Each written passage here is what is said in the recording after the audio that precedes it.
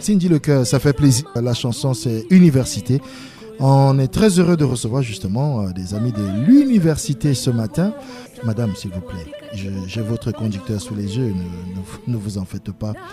Elle me fait des très grands signes depuis tout à l'heure. Je lui fais aussi des grands signes. On est déjà en direct. Je suis en train de prendre la parole. Et je comprends très bien Madame Pago Hermine, qui est chef de service de scolarité et membre de la commission des activités sportives et ludiques du trentenaire. Dites-moi, madame, bonjour, c'est quelle faculté vous représentez? Nous parlons bien, merci de la parole donnée. Oui. Bonjour à tous les téléspectateurs de ABK Radio et téléauditeurs et à tous ceux qui nous écoutent. Oui. Vous êtes avec la faculté des sciences de l'université de Douala. Très bien, parce que vous me faisiez des grands signes pour dire faculté des sciences. Ouais. Faculté des sciences. Ouais.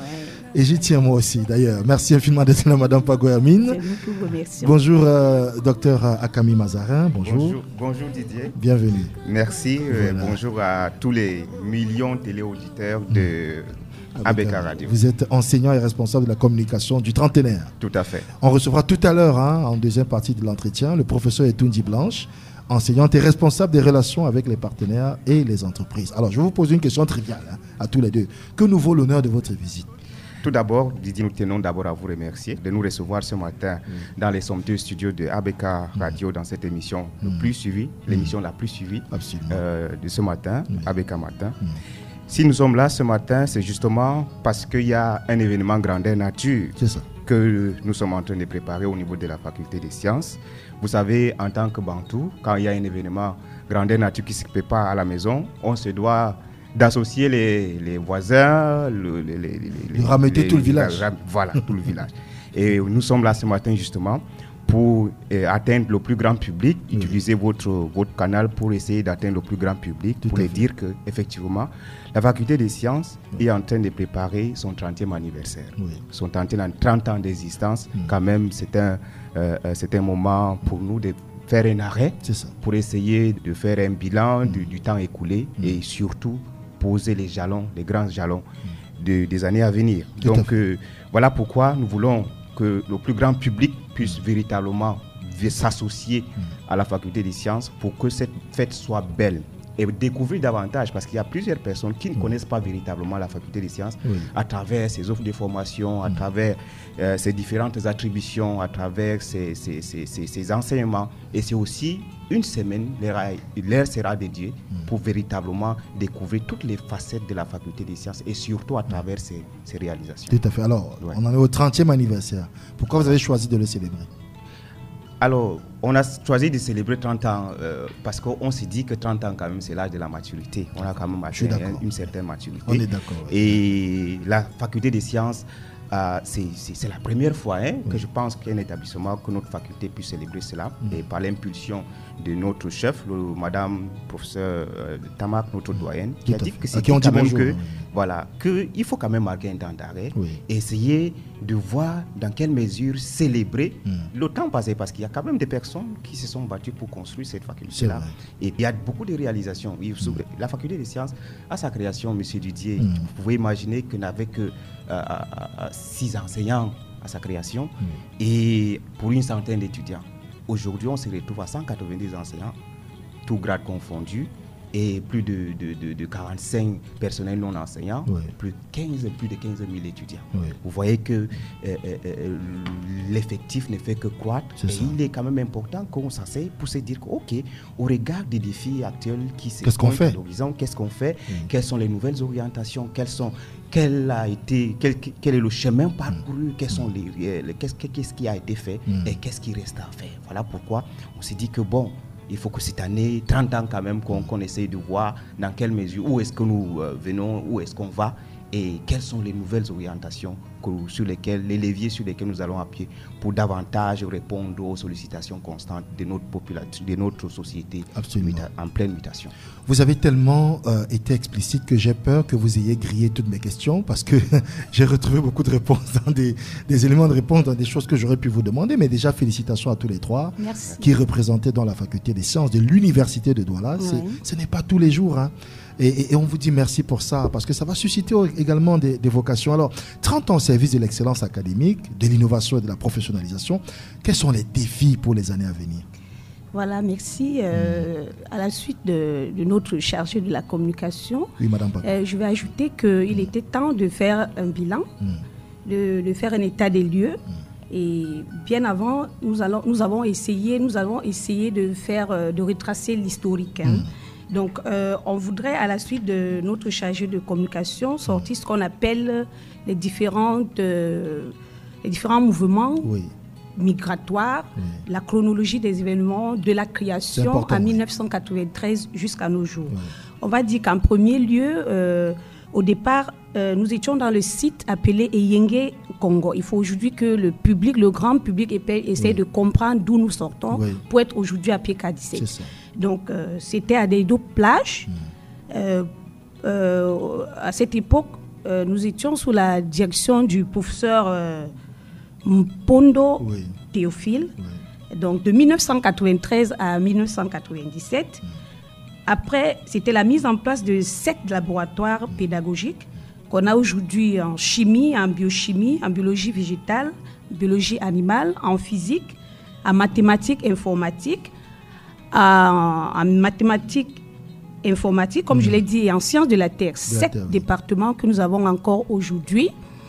Et le site, c'est Ndogbon, où à l'époque, nous avons le professeur Avam Zolo, de regretter mémoire de 1996 à 2019.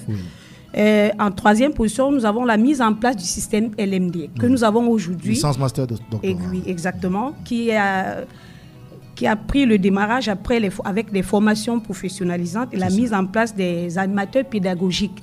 Aujourd'hui, nous avons dans les départements de biochimie, biologie, etc. À cette époque, le doyen en place était le professeur Bilon Paul. Puis suivra la mise en place du laboratoire de recherche, des unités de formation en chimie, en biochimie, en biologie végétale, en biologie animale. Et l'expertise était dans le site de Ndogbon et l'installation des départements et de quelques enseignants au bâtiment C aujourd'hui, au campus 1 à Ange Raphaël, sous le professeur Mukenge Imano Adolphe. Aujourd'hui, nous avons connu une migration des services de Dikana au campus 3 à PK17, où nous sommes installés depuis 2019 avec le doyen actuel, professeur Marie-Joseph Tamak Nida. Aujourd'hui, à la faculté des sciences, nous avons 3 sites, pour résumer. Au campus 1, nous avons les départements, au bâtiment C. Au campus 2, nous avons les laboratoires. Et au campus 3, nous avons le décanat. Donc, voilà, grosso modo. Donc, pour revenir à la question qui disait quels sont les défis, vous voyez, les défis... Pour les années à venir. Des années à venir, il faut consolider les acquis. Il faut aller dans la professionnalisation des enseignements parce qu'il faut aujourd'hui former les étudiants. Ce n'est plus l'université ou la faculté aujourd'hui, n'est pas comme on pensait autrefois la formation des chômeurs. Aujourd'hui, nous sommes dans l'optique de la professionnalisation des enseignements. Nous dotons les étudiants du savoir-faire opérationnel, celui qui est recherché dans le monde de l'emploi, à travers la diversification de nos offres de formation. Avec aujourd'hui aussi, on a innové avec les formations certifiantes, qui sont des formations de très courte durée, où on apprend les uns aux autres à fabriquer des gels hydroalcooliques, les savons de toilette, du cosmétique et bien d'autres. Nous avons aussi aujourd'hui, dans le département de mathématiques et informatique, nous avons des projets au niveau de l'intelligence artificielle que beaucoup d'étudiants, des nouveaux aujourd'hui, ce sont des formations très prisées aujourd'hui. Dans le cadre de notre trentenaire, nous allons... Un des défis, c'est de remettre les prix aux lauréats. Vous voyez, depuis la création, nous n'avons jamais connu une remise solennelle de diplôme officiel. Donc, l'occasion nous sera donnée de remettre les prix depuis des anciens diplômés jusqu'aux récents diplômés, de leur remettre officiellement les diplômes pendant le trentenaire. Et on n'a pas... Là, c'est dans des formations classiques et dans les formations professionnelles et dans les tout nouveaux bébés, les formations certifiantes. Donc, toutes ces catégories, toutes ces offres de formation auront publiquement, on leur remettra ces parchemins, ces diplômes-là. Et pour clôturer à ce niveau, nous avons aussi pensé à la remise des prix à toutes les composantes universitaires, du moins de notre faculté. Il y aura des prix pour le personnel enseignant, des prix pour le personnel non enseignant, le personnel administratif. Les meilleurs agents seront primés. Nous avons aussi la dernière composante qui est les étudiants. Donc, on va aussi leur apporter des prix. Voilà. Grosso modo, voilà un peu ce que je peux dire que le professeur Etoundi pourra compléter tout à l'heure. Écoutez, Madame Hermine Pago, vous êtes resplendissante. Hein. Merci. Vous m'avez convaincu. Si vous m'avez convaincu, moi qui suis difficile, c'est que vous avez convaincu les parents et les étudiants aussi. Ouh là là, je vous promets. merci. Je rappelle que vous êtes chef de service scolarité et membre de la commission des activités sportives et ludiques du Trentenaire. On reçoit l'université de Douala, précisément la faculté des sciences ce matin. On a écouté en première instance le docteur Akami Mazarin, enseignant et responsable de la communication du Trentenaire, qui est toujours avec nous. Que je reçoive à l'instant le professeur Etoundi Blanche, enseignante et responsable des relations avec les partenaires des entreprises. Professeur, bonjour. Bonjour Didier, c'est un honneur de vous connaître ce matin. J'entends toujours la voix à la radio. C'est partagé. Maintenant que je peux associer un visage, c'est un vrai plaisir. Vous n'êtes pas très déçu, j'espère. Pas du tout. C'est souvent le cas, je vous promets. Alors professeur, très sérieusement, qu'est-ce qui va meubler la semaine de célébration du trentenaire de la faculté des sciences? Merci Didier pour la parole. Je vais essayer d'aller un peu dans l'ensemble. Déjà, tout commence le 25 mars. Alors, du 25 mars au 31 mars, nous avons des activités préparatoires, je dirais. Vous savez, la semaine sera riche. Ouais. Il faut se détendre un peu. Absolument. Il faut ouvrir l'esprit avant. Oui. Donc, nous avons prévu faire une petite randonnée. Il faut découvrir notre pays parce que depuis 30 ans, nous sommes restés dans la faculté. On s'est dit, il faut qu'on sorte un peu. On va aller, par exemple, nettoyer des plages. Ah oui, c'est très bien. Parce qu'il faut aussi associer l'utile à l'agréable. On va nettoyer des plages, essayer de sensibiliser les populations sur les risques environnementaux, la pollution, mais tout en s'amusant, en se relaxant. Ce sera ludique aussi. Exactement. Donc du 25 mars au 31 mars, nous aurons toutes ces activités de randonnée, les activités sportives, il faut un peu dégraisser ce qui a été accumulé. Nous aurons des échanges, des activités d'assainissement.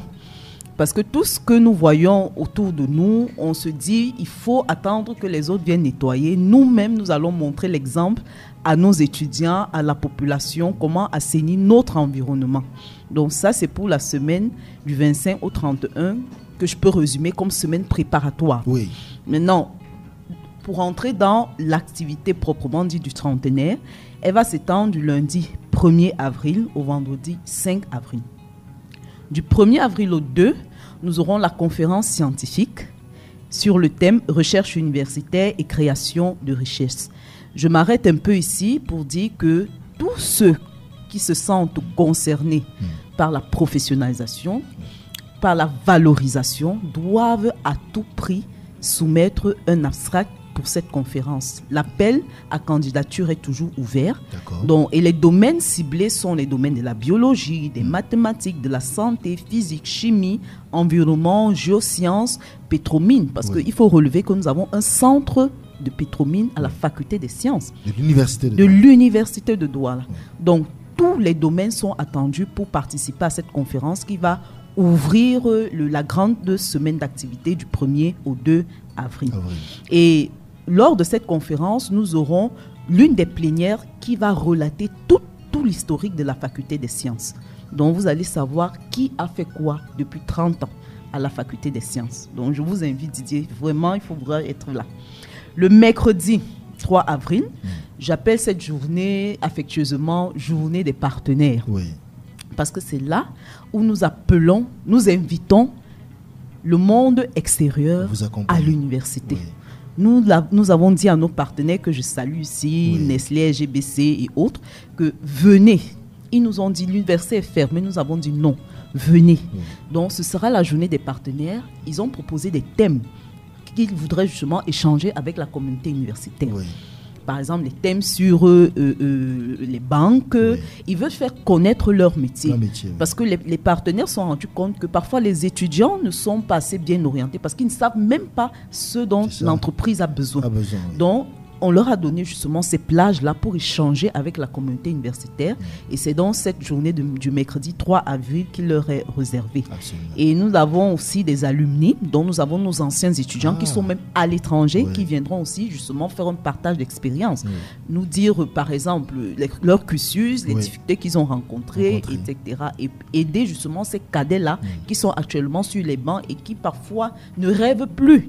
Donc, on veut apporter aussi cette expertise externe-là à ces jeunes étudiants, à ces jeunes apprenants que nous avons.